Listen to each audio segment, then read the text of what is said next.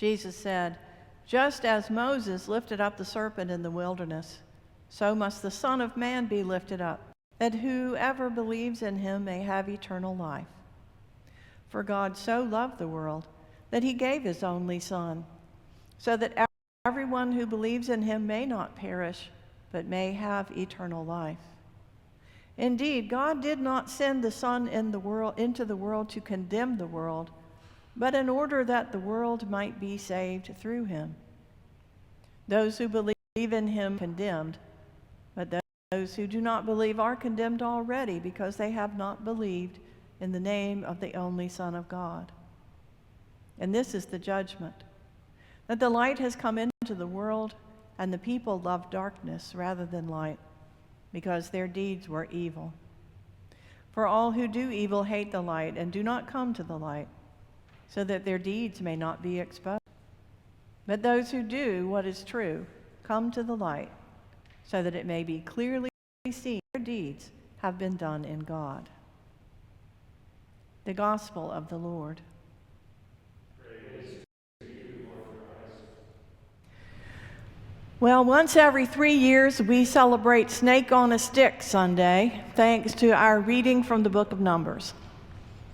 It's not one of the best love stories in the Bible, that's for sure. God seems a little extreme, and the people are not very attractive either. Truly, all through this book, the people have been miserable. They might have been liberated from slavery thanks to God's mighty arm, thanks to the pillar of fire and the parting of the sea, thanks to God hearing their cries of despair. But very quickly, they have come to hate everything about being in the wilderness. God did provide, and Moses and Aaron and Miriam tried to make things work, but the people were disobedient and complained to them about absolutely everything. And Moses complained back to God, "Why did you give me these people, God?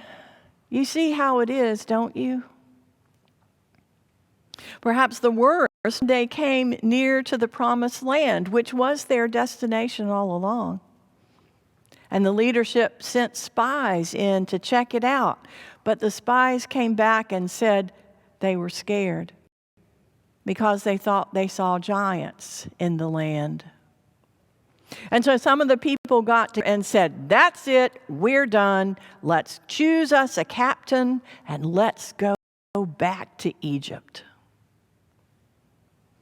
Now, there is a joke that every church has a Let's Go Back to Egypt committee.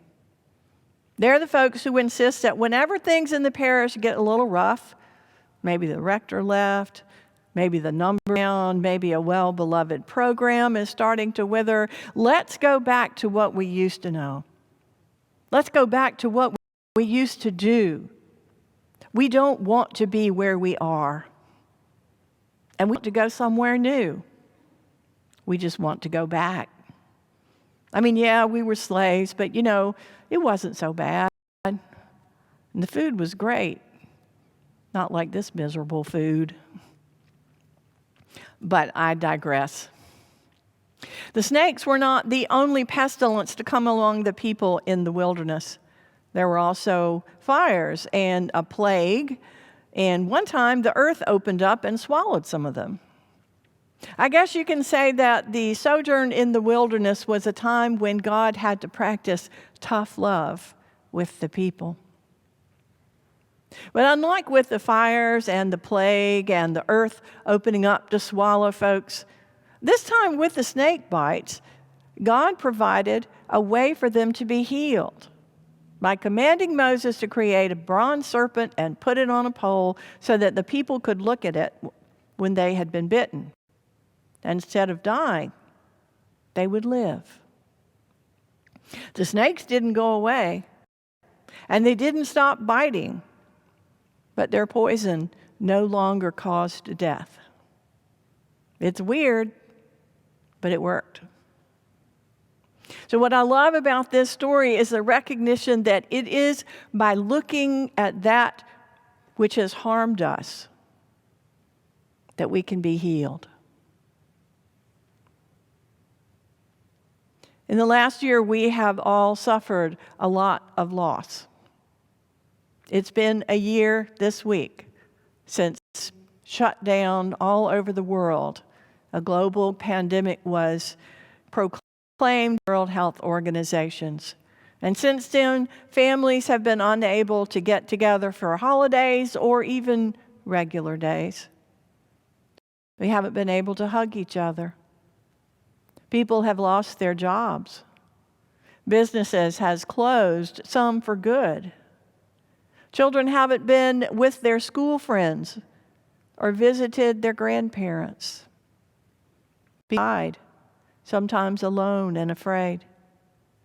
Some of those people have been our family members or our friends. The pandemic has been a trauma to our communities, to our families, to ourselves. It has become a time of grief as well as a time of anger and frustration. And even as the pandemic raged, we've seen in this year serious civil unrest, social turmoil, political polarization, a deadly insurrection at our nation's capital.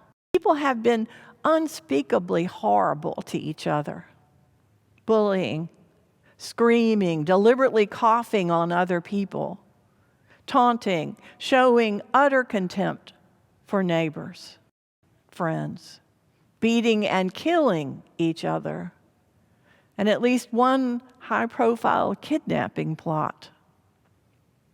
And even if we have not witnessed these things in person, we've seen them on our screens. Many nights I've awakened in the dark, all curled up in a ball, clenching my teeth or my fists and wondering, what on earth is going to become of us? And this has suffered loss as well. The rector moved away, and some of our friends have dropped out of sight, and our pledges are seriously down. We have a lot to grieve. So many losses and so much harm to grieve. Now, of course, we are seeing light at the end of this long, dark tunnel. More and more are becoming vaccinated against the ravages of the coronavirus, and fewer are succumbing to the illness in the community around us. And we know that the day is coming soon when we will be able to sit together inside and sing together, and oh, how wonderful, eat together. And in light of that light, it is tempting to just shut the door on the last 12 months and dust off our hands and say, thank goodness that's over.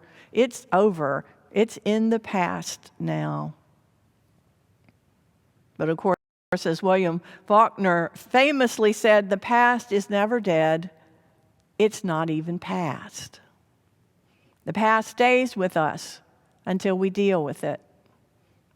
Our grief, our frustration, our sorrow, sickness and death, loss, fear, disappointment, all those things will still have power over us to keep us from growing, to keep us from regaining our balance, our health, our happiness, to keep us from getting to our promised land, from finding new as a parish, even in the midst of continuing adversity, and there is always adversity, unless we find a way to heal. So on this Snake on a Stick Sunday, God has a bizarre suggestion for us. It's crazy, but it just might work. Look at the thing that has harmed you, that which has given you grief and sorrow, that which has made you ashamed or frightened. Don't turn away from it, but look at it squarely and without flinching, and see it for what it is. And go ahead and grieve. And then through the grace of God, It will no longer have power over us, and we can be healed.